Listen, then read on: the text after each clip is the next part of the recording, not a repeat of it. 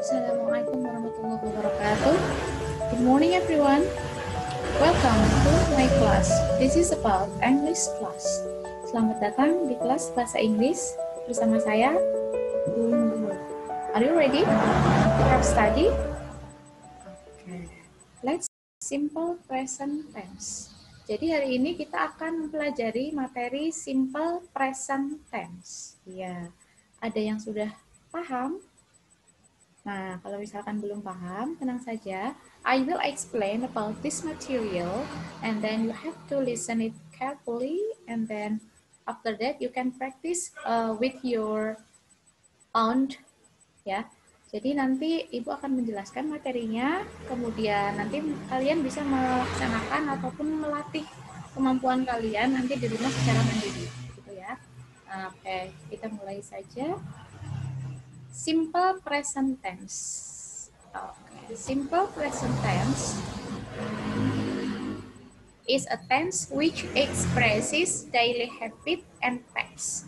Maksudnya apa? Jadi, kalau dalam bahasa Inggris, untuk mengungkapkan suatu kalimat ataupun mengucapkan suatu pernyataan, itu sangat dipengaruhi oleh waktu terjadinya. Jadi, kalau misalkan saya makan kemarin. Nah, itu bahasa Inggrisnya I ate yesterday. Saya makan setiap hari. I eat yesterday. Saya sedang I eat every day. Saya sedang makan detik ini. I am eating.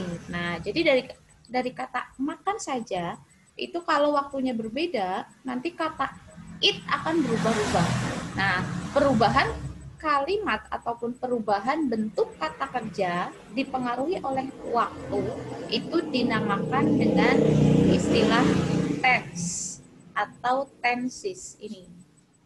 Ini yang kalau dalam bahasa Indonesia itu tidak memiliki aturan seperti ini. Tetapi kalau dalam bahasa Inggris ada. Jadi tense itu perubahan kata kerja ataupun kalimat dipengaruhi oleh terjadinya kejadian itu. Nah, untuk tense sendiri sebenarnya ada 16 jenisnya. Cuma untuk kali ini, Ibu akan membahas satu saja, yaitu simple present tense. Nah, untuk simple present tense is a tense which expresses daily habit and facts.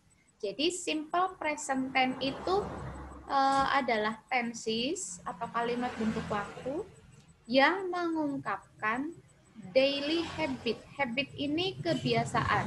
Nah, daily itu sehari-hari. Jadi kebiasaan sehari-hari di sini yang sudah berlangsung setiap hari, yang sudah biasa kita laksanakan. Kemudian fact. Fact di sini berarti fakta atau kenyataan. Sesuatu yang sudah nyata. Berarti kalau misalkan diubah ke dalam bentuk kalimat, diungkapkan ke dalam bentuk kalimat, maka kalimat tersebut akan menjadi kalimat simple present tense. Gitu ya. Berikutnya,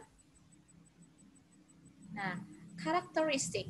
These are characteristic of simple present tense yang berarti ciri-ciri atau karakteristik dari kalimat simple present tense. Nah, yang pertama yaitu kalimatnya the sentence contains the a fact or habit. Seperti yang sudah Ibu katakan tadi, jadi kalimatnya itu mengandung fakta atau kebiasaan. And then the second one, it uses adverb of time. Jadi ini menggunakan keterangan waktunya itu salah satu dari ini.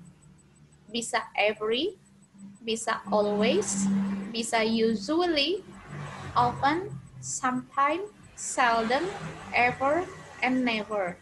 Jadi kalau ada kalimat di tengah-tengahnya ada kata ini, berarti ini menunjukkan kalimat simple present tense.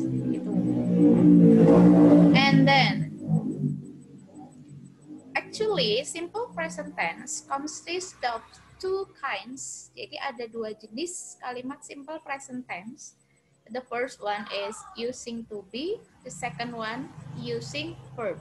Jadi kalimat simple present tense itu ada dua jenisnya.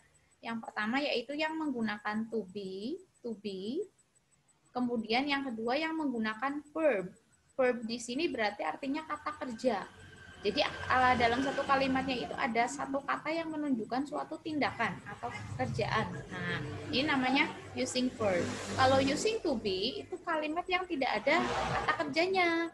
Contohnya, ibuku cantik. Nah, di sana ada kata kerjanya enggak? Tidak ada kan? Berarti kalau tidak ada kata kerjanya, maka kita menggunakannya to be sebagai pengganti kata kerja.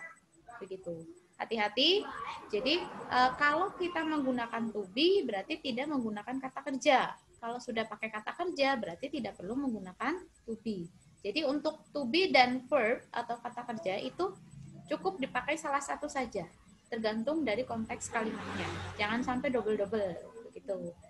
Kemudian yang berikutnya yang akan kita bahas pertama yaitu yang using to be, yang menggunakan to be. To be di sini untuk simple present tense ada 3 yang dipakai, is, am, are. Untuk to be ketiganya ini bisa diartikan sebagai adalah atau tidak diartikan juga tidak apa-apa, tapi untuk strukturnya wajib ada. Begitu.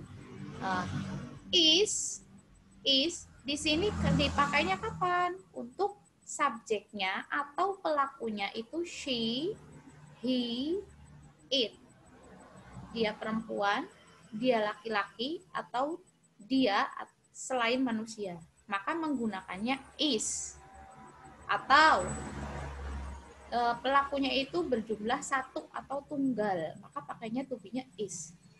Sedangkan am dipakai hanya ketika subjeknya itu I. Hanya saya.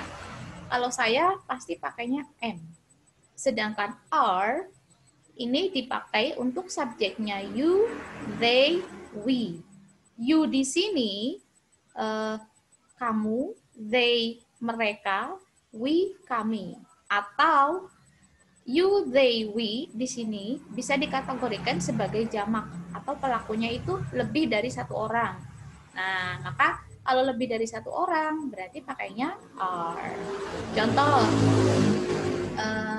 Contohnya misalkan Agnes Monica adalah penyanyi kesukaanku. Berarti Agnes Mo. Nah, Agnes Mo ini satu orang apa dua orang? Nah, Agnes Mo itu kan satu orang, tunggal. Kemudian kata gantinya siapa? She, dia perempuan. Maka Agnes Mo is my favorite singer. Bukan Agnes Mo am, nah ataupun Agnes Mo or, nah itu salah. Begitu. And then untuk polanya, kalimat dalam bahasa Inggris ada 3, yaitu kalimat positif, atau kalimat negatif, kemudian kalimat negatif, dan kalimat interrogatif atau kalimat tanya. Untuk kalimat positif yang menggunakan to be, yang pertama itu subjek, kemudian diikuti to be, kemudian kata sifat atau kata benda.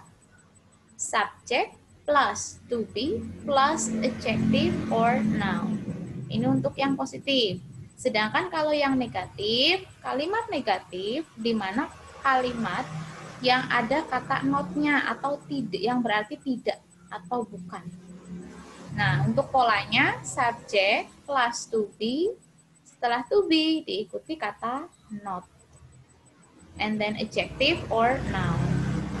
And then for the third sentence, interrogatif atau kalimat tanya, ketika ingin bertanya, nah posisi to be-nya itu diletakkan di depan. Nah, pindah ya ke sini. To be dulu, diikuti subjek, baru kata sifat dan kata benda. Untuk lebih jelasnya, kita lihat langsung pada contohnya. Nah, di sini. Contoh di sini, kita lihat untuk yang statement atau yang kalimat positif. I am an engineer.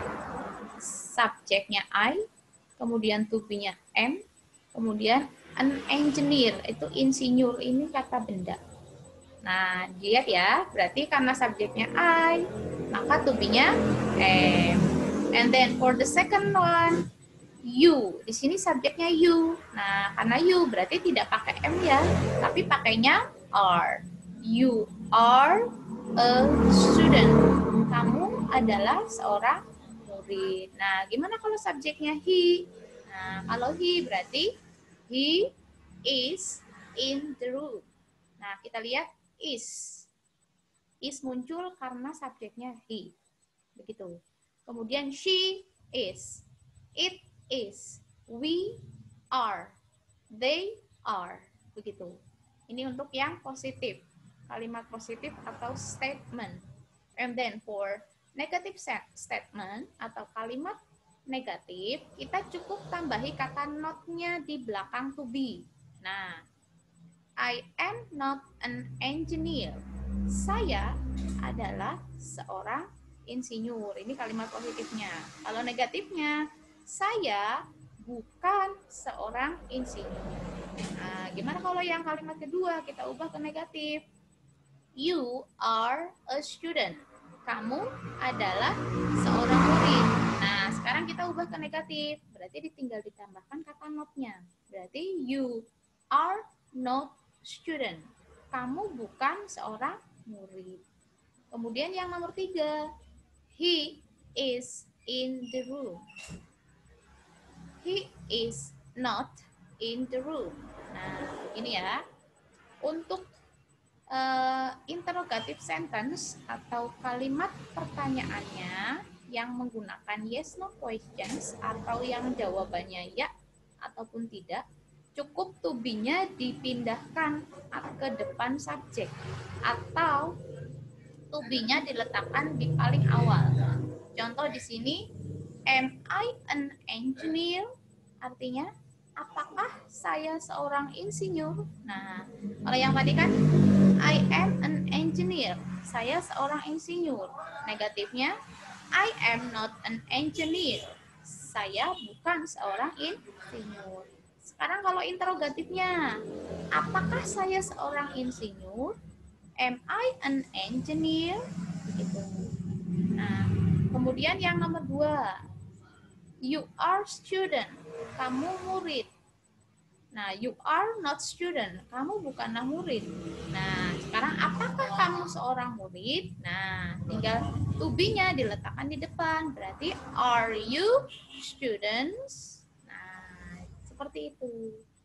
Sekarang kalau yang kita coba yang we are friends. Kita itu berteman.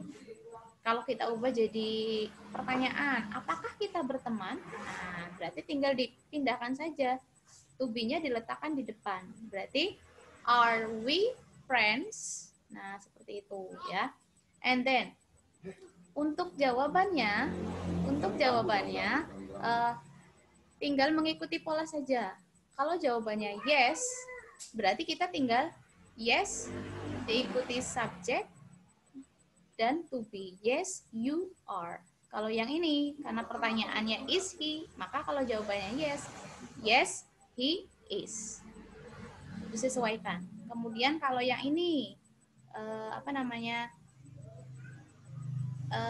it is. Nah, berarti jawabannya, misalkan pertanyaannya is it, maka jawabannya juga yes, it is.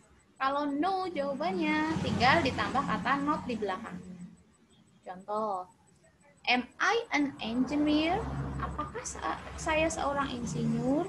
Yes, you are. Ya, kamu adalah insinyur. No, you are not. This is simple present tense using to be. Ini materi simple present tense dengan menggunakan to be. That's all from me. Cukup dari Ibu, and then thank you for your watching and thank you for your attention. Hopefully what I explain will be beneficial for you. Semoga apa yang Ibu sampaikan, Ibu jelaskan akan bermanfaat untuk kalian. Terima kasih. Thank you very much. Assalamualaikum.